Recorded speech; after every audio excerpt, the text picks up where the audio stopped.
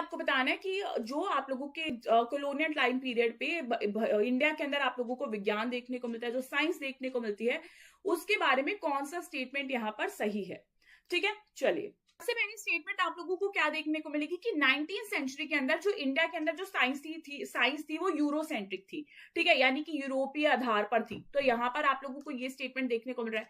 B statement देखोगे कि जो महेंद्र लाल सरकार है वो किस चीज के ऊपर बिलीव करते थे। वो कहते थे कि भाई देखो, अगर साइंस नहीं है ना तो यहाँ पर कोई भी मतलब नहीं है आप लोगों की पॉलिटिकल नेशनलिज्म का। तो वो यहाँ पर इस चीज के बारे में बोलते थे। इसी के साथ यहाँ पर आप लोगों को क्या ध्यान रखना है कि भाई यहाँ पे थर्ड स्टेटमेंट क्या बोलती है कि आप लोगों को ये देखने को मिलता था जो यूरोपियन साइंसेज आप लोगों को देखने को मिलती है वो इंडिया के लिए परोपकारी थी, यानी कि इंडिया की इंटरेस्ट का प्रमोशन करती थी, इंडिया की जो इंटरेस्ट है उनको प्रमोट करती थी।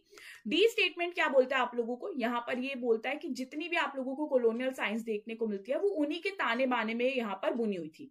तो आपको बताना है इसका राइट आंसर क्या होना चाहिए। क्या बोल रहे हैं कि जो कॉलोनियल साइंस थी वो किस चीज के लिए थी, ये प्रमोट करती थी इंडियन के इंटरेस्ट को, ये इंडियन के इंटरेस्ट को बढ़ावा देती थी। क्या आप लोगों को जो उस टाइम पीरियड पे यूरोपियन साइंस थी उसका कुछ इस तरीके का बेनिफिट देखने को मिला?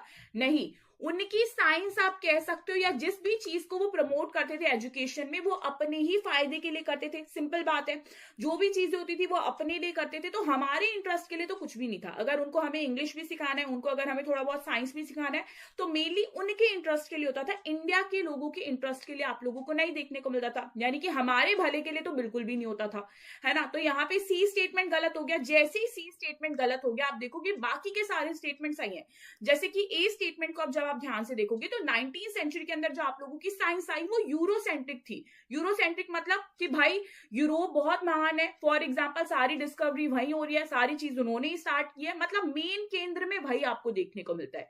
ठीक है, इसी के साथ महेंद्र लाल सरकार बोलते थे भाई अगर आप लोगों के, अगर आप एक ऐसा नेशनलिज्म चाहते हो, आप एक राष्ट्रवाद चाहते हो जिसके अंदर कोई साइंस का ही कोई लेना देना नहीं है, तो क्या मतलब है उस साइंस का, क्या मतलब है बेसिकली उस राष्ट्रवाद का। तो ये भी आप लोगों का सही है एंड डी भी आप लोगों का सही है। क्यों सही है? क्योंकि जो आप लोगों को कॉलोनियल साइंस देखने को मिलती है वो उन्हीं की ही आप कह सकते हो, जिस तरीके से उन्होंने बना के दिया कि ये है उन्हीं के आप कह सकते हो ताने बाने में बुनी हुई थी। ठीक है, मतलब सारी चीजों में आप कह सकते हो और कॉलोनियलिज्म ही आप लोगों को देखने को मिल रहा था।